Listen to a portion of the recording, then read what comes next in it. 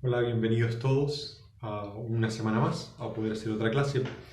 Y hoy día quería hablar sobre un nuevo problema social, que es el tema de los refugiados y los migrantes más o menos forzados. En el último tiempo, con la situación de la pandemia, al ver que se acrecienta exponencial y dramáticamente las crisis económicas en algunos otros países de la región, que algunas expectativas dicen de que Chile podría quedar dentro de lo malo un poco mejor parado, ha surgido todo un debate sobre qué va a pasar con la migración el próximo año, con la esperada ola de migrantes. Y algunos en el norte ya dicen de que la situación empieza a colapsar, con la gente que sigue llegando, de países que vienen a veces peores situaciones con la pandemia o que esperan que la situación económica sea más grave. Y es verdad que es un tema complejo, porque pese al anhelo de acogida, muchas veces nos damos cuenta que las estructuras sociales de los países que acogen no resisten el anhelo de tantos de llegar ahí, o que la migración no siempre es tan fácil. En la pasada ola de migrantes hace un par de años terminó con que muchos de ellos se volvieron a sus países al darse cuenta que este sueño chileno en el que con simplemente trabajo y esfuerzo no iba a funcionar, que la vida no era tan fácil, que emigrar no siempre daba tan buenos resultados y que a veces la expectativa económica no era tan grande, no tener familia era muy duro, vivir en otra cultura y otro clima podía ser más duro de lo que pensaban. Se da además con estas migraciones que buscan una mejoría de la vida económica, no así con los refugiados, que hay una cierta tensión. Se da un fenómeno en el que muchos de los que viven en un país, en su propio país tienden a mentir sobre la situación en la que viven. Mentir con buena intención, tratando de explicar a su familia que realmente su vida no es tan dura y tan difícil, poder tranquilizarlos. Tienden a decir, no, me va muy bien, no he conseguido mucho, mira todo lo que logro. Y muchas veces envían a su país casi todo lo que ganan para que su familia puedan vivir mejor. Y le dicen, no, no te preocupes, yo tengo mucho más. Y al final crean un falso mito de que el que migra le va bien, cuando en verdad es simplemente ellos tratando de tranquilizar a su familia. Y eso puede provocar que otros más migren con muchas esperanzas que después se ven frustradas. Pero hoy más que los migrantes económicos, quería hablar sobre los refugiados, otra cara del mismo gran conflicto. Los refugiados, y quería invitarlos a que ahora pueden, si quieren, pausar el video o mientras siguen escuchando, buscar en Google Maps Zaatari, el campo de refugiados de Zaatari en Jordania. Zaatari. Es el campo de refugiados más grande del mundo. Sus dimensiones son impresionantes y queda a solo 20 kilómetros de la frontera con Siria. Ahí hay más de 80.000 personas, lo que hace que sea la cuarta ciudad más grande de Jordania. Es, yo estuve buscando para poder hacer la comparación en categorías de Chile, es más grande que Ovalle. Este campo al final es una ciudad. Y como buena ciudad tiene un poco de todo. Tiene 24 escuelas y tiene una calle central entre tantas tiendas y carpas con más de 3.000 comercios establecidos, más allá de la compraventa. Tiene negocios, tiene de todo. No tiene trabajo, no tiene muchas esperanzas de vida y viven bastante aislados de las ciudades, de la vida normal del país. Estos son los refugiados de la guerra de Siria. Venían de la anterior y se van juntando en esta ciudad, en la que Jordania pone a disposición el lugar para que, para que puedan llegar esta gente a vivir, a sobrevivir, escapando de la guerra y de lo precario de esa situación. La idea de los campos de refugiados es que sea una situación momentánea, un paso, un llegar a algún lugar donde se redireccionan a otro país donde puedan vivir su vida, reempezar. El campo de refugiados más antiguo queda en Kenia, lleva más de 30 años y sigue ahí y todavía no se van. Y la verdad es que solo el 10% de los refugiados logra volver a su país de origen una vez acabado el conflicto. Pero la mayoría sigue ahí dando vueltas, buscándose la vida. Y llega a ser tanta gente que en el Líbano el 20% de la población son refugiados de las guerras de alrededor en Medio Oriente. Es un drama humano, un drama humanitario que nos interpela a todos como sociedad, que nos hace preguntarnos qué solución podemos darle a estas personas, que en promedio viven 5 años en estos campos, donde el tiempo se prolonga, la mayoría no tienen nada que hacer. Y si bien se tratan de construir escuelas para los niños, dicen los testimonios de que en el fondo lo más duro en la vida de ellos es para los jóvenes. Los jóvenes que sienten que esa parte en la que uno se proyecta y sueña tanto en su vida, están simplemente matando el tiempo, sin trabajo, sin esperanza, sin construir nada que los ayude para el futuro, esperando a ver si pasa algo. Y ese pasa algo puede llegar mucho después. Quizá los que hemos vivido un poco la cuarentena, encerrados en nuestras casas, también podemos entender un poco mejor o nos ayuda esta vez a acercarnos a esa sensación del encierro, del no tener dónde ir. Y pensaba cómo, al menos para mí, y creo que para la mayoría de nosotros, el mantenernos ocupados, el tener algo que hacer en la cuarentena, el saber que no era un semestre o un año perdido en mi casa, sino que estaba trabajando en proyectos, el título, o lo que sea, proyectos que me interesan, fue algo que nos mantuvo también en pie. Pero ellos no tienen mucho de eso. Ubicaron a Aravena, uno de los más conocidos arquitectos chilenos, y él dice sobre los campos de refugiados, que estas situaciones tan precarias, tan necesitadas, son las que más necesitan de arquitectura, del trabajo bien hecho de los arquitectos, porque toda esta ciudad necesita de arquitectura. Y muchas veces se deja como a que se construya de forma semi-espontánea, simplemente armando lotes o calles y después tiendas para donde vayan. Cada uno pone ahí su tienda donde puede. Pero ellos, con toda su necesidad, necesitan de un trabajo profesional de excelencia que sea el que pueda solucionar o ayudar a paliar este gran problema. Quizá nos tensiona con estas visiones de arquitectura un poco escultórica. Pienso en Calatrava u otros, obras fantásticas en las que nos sacamos nuestra selfie, ¿no? Y subimos a Instagram. Y qué maravilloso el edificio, qué bonita la curva, qué bonito esto y lo otro. Lo escultórico. Pero también habla de una segunda visión en la que la arquitectura viene a solucionar los problemas reales de los que más problemas tienen. Solo es una pista. Esto se pasa con los refugiados. Y el concepto de refugiado, dándole un poco de contexto histórico, viene después de la Segunda Guerra Mundial.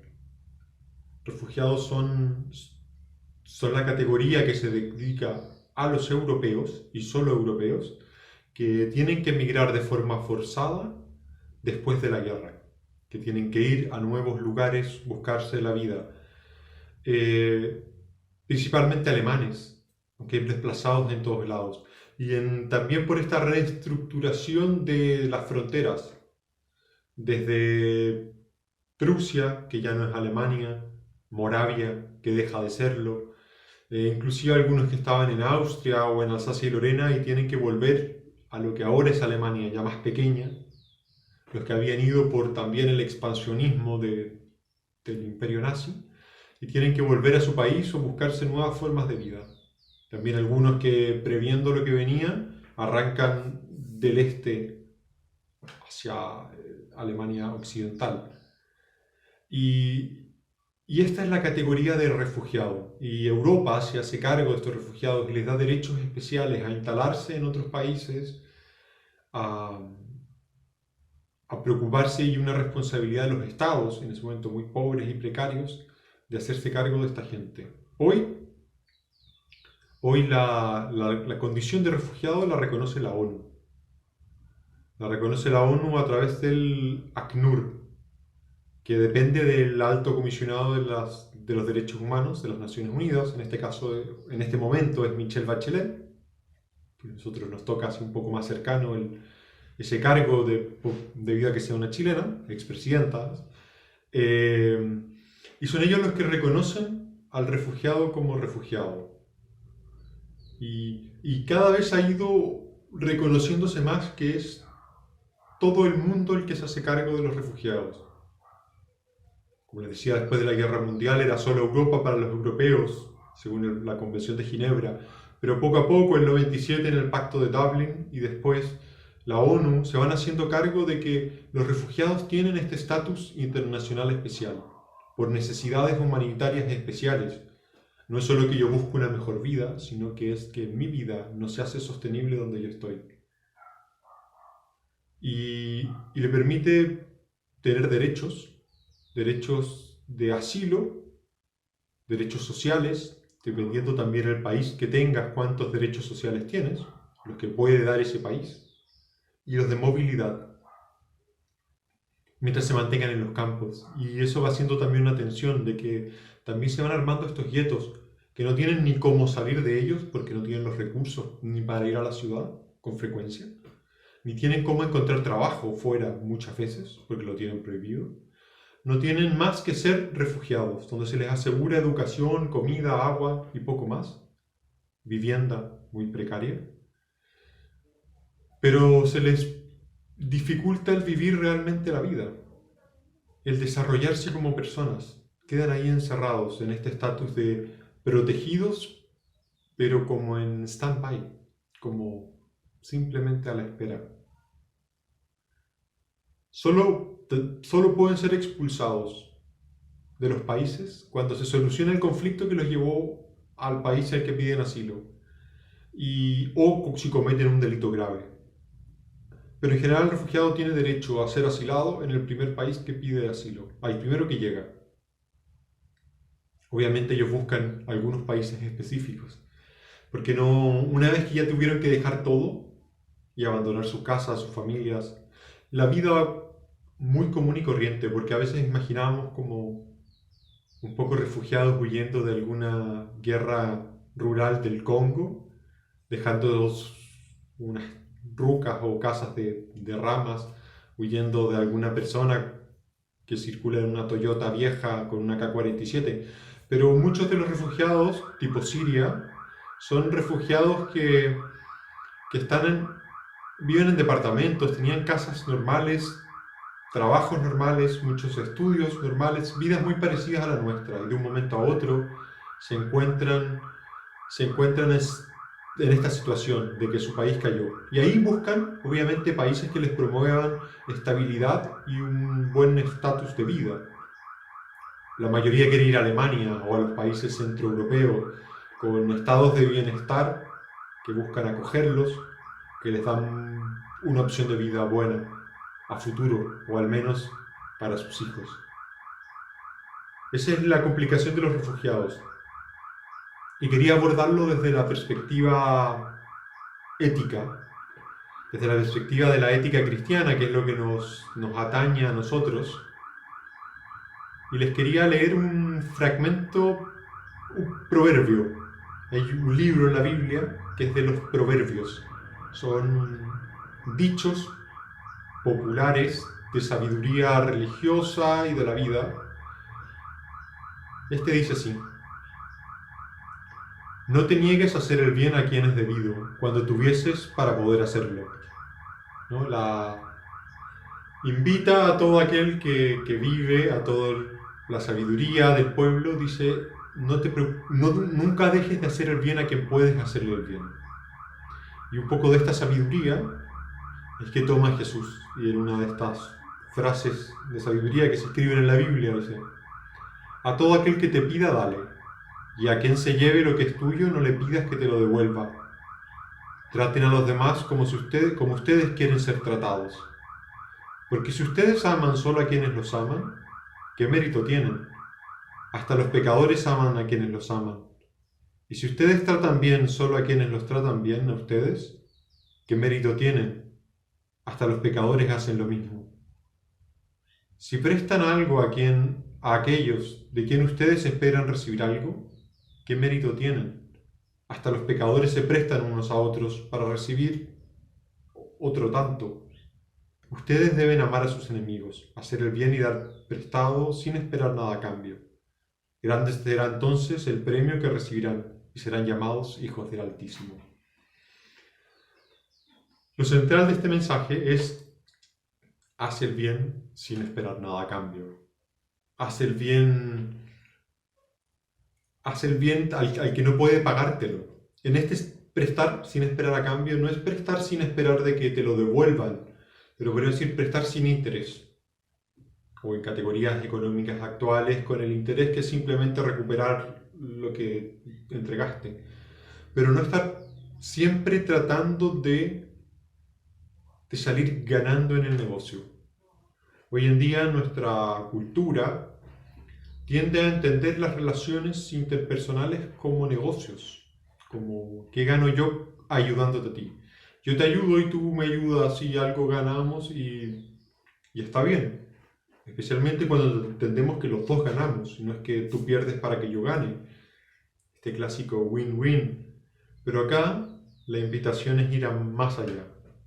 Y por eso es que es una invitación a la caridad, al amor. Yo te ayudo y sé que tú no me lo puedes devolver. Cuando hablábamos del cuidado de la viuda, el huérfano y el extranjero, entra esta categoría. No te olvides que tú también fuiste necesitado de la empatía. Ponte en la posición del migrante extranjero porque tú también lo fuiste, tú también tuviste esa necesidad. Y creo que muchos de nosotros podemos recordar también, hace no tantas generaciones, alguna necesidad familiar, en este caso de migraciones o de vivir con necesidades. Y de ahí surge esta invitación a entregar a quien no te puede dar nada a cambio. A entregar sin esperar recompensa. Y por eso se entiende por amor. Por eso se entiende que no es un buen negocio.